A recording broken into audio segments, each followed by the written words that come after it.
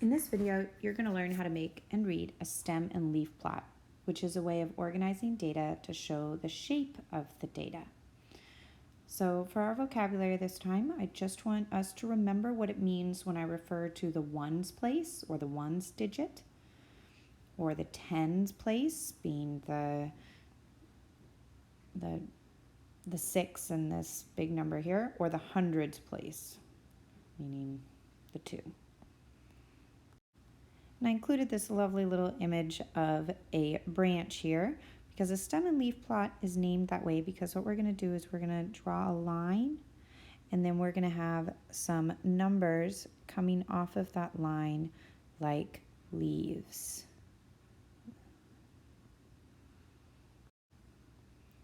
All right, so we're going to start just by making a stem and leaf plot together. So go ahead and copy down the number of minutes that it took a bunch of students to get to school. And then we're going to find the minimum and the maximum data values and use them to decide how to set up the stem, which is sort of like a scale. So the minimum value that I see here is 2, and the maximum value that I see is 60. Someone lives really far away from school. So first we are going to draw a vertical line. That's like the stem. And then if I know that if I need to go from things that don't have anything at all in the tens place, like 2, which we treat as a 0, 2 for a stem and leaf plot. And then I need to go all the way up to 6 down here. So I'm going to number evenly in between. And then I'm going to rewrite my numbers as the leaves. So the number 0, 2 here, I'm going to rewrite as 0 and then 2. And then the next biggest number, and then I'll cross that one off because I've done it. And then the next biggest number is that I see a couple 5s. So I'm going to put a comma, and I'm going to put a 5 and a 5. I'm looking for any other single digit numbers, anything else that has a 0 in the tens place, and I see a 7. Now when I look through, it looks like I'm ready to move on to my tens. So I look for the smallest number in the tens place, and I see this 10 over here. So I'll put in a 0 next to the 1, because 10 has a 0 in the ones place. And then I'm going to look for my next biggest, that's a 12. Notice how I'm putting these numbers in order as I go. Then we have a 13. So I put down a 3 for the tens place in the 13. And then I see 2 15s. So I put down 2 5s. A 16. 17. Keep running out of room, sorry. A 19. And that's it. Okay, so now I am at my 20s. So the lowest 20 I see is a 20, so I put down a 0 for 20, 2, 0. And then I have my 25, so that's a 2, 5, and then a 26. Now I'm at my 30s, got a 3, 0, and 35. Oops, and I just noticed that I missed this 26 down here, so I'll go back up and add that 6 in the right spot. Okay, now there's no numbers in the 40s. I'm going to leave them blank because if I put a 0 in there, someone would think that it took someone 40 minutes to get to school, but we didn't have anyone that it took anywhere in that amount of time.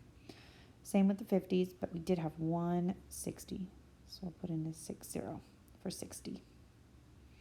So as we did this, we put our leaves, that would be all these numbers over here, in order.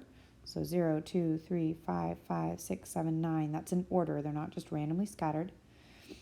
And then the stem is that tens place, including any ones that we don't actually have a number for. So now when I look at this, I can see a couple of things. I now notice that this data is skewed towards the higher numbers, right? If we were to sort of turn it on its side, we might say that it had a right skew. I can also see that there's a peak up here. And I can see that there's a gap here. I already said that it was right skew. And that there's a big cluster from 1 to 3. And maybe you might even say that this is an outlier. So all we did was we organized the data in a nicer way. So we can still see what all the individual numbers were, but we can also get a general idea of the shape. All right, so here's another stem and leaf plot. You don't need to copy it down. I'll say that one more time. You don't need to copy this one down. Normally you do. But I just wanted you to see what it might look like if someone used slightly different formatting. So there's no commas in between the numbers here. People don't always put in the commas. And I want you to just look at this and write down what is the range and what is the mode. We're pretending that this is the ages of diners at the Iron Horse restaurant where I used to work. So pause now, try and figure that out. Review your definitions of range and mode if you've forgotten what they mean.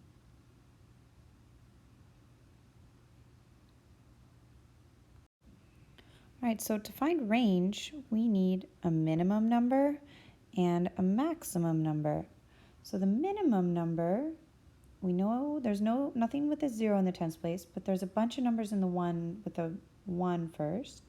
And the lowest one would be this 1, 1. So that translates to 11. So our minimum is 11. The maximum, that's up in the 9s, 93, 95, 97, 98. 98 is our maximum. So we're going to do 98 minus 11. That's going to give us 87 for our range. And then for the mode, now we need to look and see if we can find which number occurs most often. So I see I see 2 46s. I see 2 63s. But I see 3 39s. I don't see anything else repeat that often.